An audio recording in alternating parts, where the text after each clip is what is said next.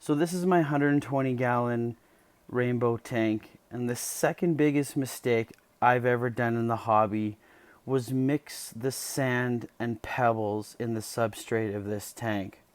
When I would go to vacuum it, I would vacuum out a huge amount of solid waste out of the pebbles that I put in here. And I think they looked amazing, and I loved what it did for the tank, but every time I'd siphon the gravel sand mix, I would just be regretting my decision of adding those pebbles in because they collected a huge amount of waste, and it would go inside between the spaces of the rocks, and invariably it would increase the amount of nitrogenous waste buildup because the solids weren't sitting on top like the sand. So then I decided to bite the bullet. I'm on reading week at school, so I have a lot of free time to get everything out, separate the sand from the rocks, and put the sand back in. And oh my gosh, this was such a painful process. So as you can see here, I've taken most of the sand out, and I'm filling this tank back up with fresh water. So here we go. I like to thank the Department of Ecology for letting me borrow this gigantic sifter.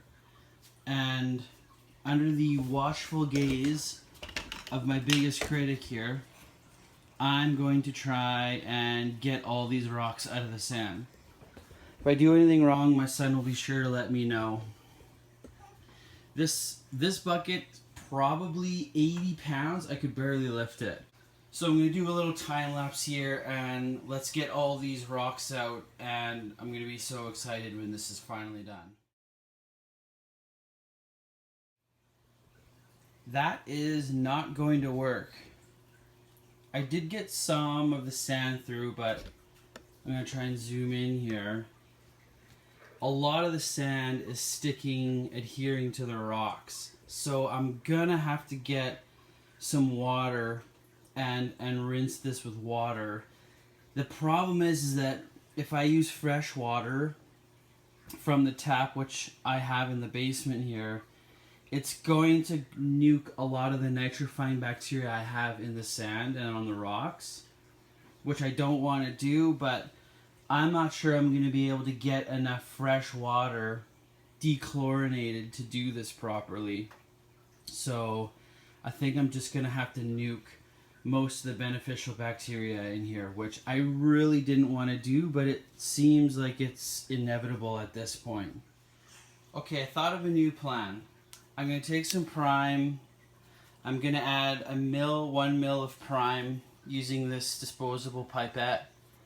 I'm going to add 1 mil of prime to this bucket, fill it up with about 5-6 gallons of water, and then I'm going to try and dump the water. I'm going to try and dump the water through here, and then the sand will settle to the bottom, and I'll try to just keep recycling the water.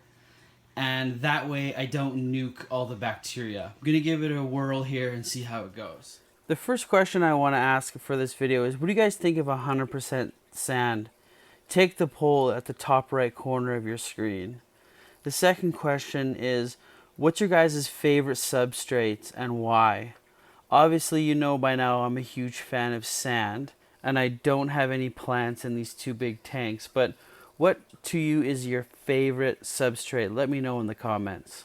So once I got the sand out, it was time to reinforce the bottom of the tank, and this is just 1/2 inch styrofoam sitting under the tank. And then I conscripted my nephew to help me cut out the lighting diffuser, and we threw that on the bottom so that if you accidentally drop a rock, it distributes the load and it won't break the surface tension and crack the glass. So that's a great safety technique. Then he helped me put the sand back in the tank, and this is what it looks like now, which is a pretty big difference from what I had before. But as you can see, black sand, and then just right now keeping it really simple. So I hope that the solid waste can stay on top now. It's not going to sink in. Way easier to vacuum out, and I can control the nitrogenous waste levels in my tank. So it went from this to this. Thanks so much for watching, guys, and I hope you have yourselves a great day.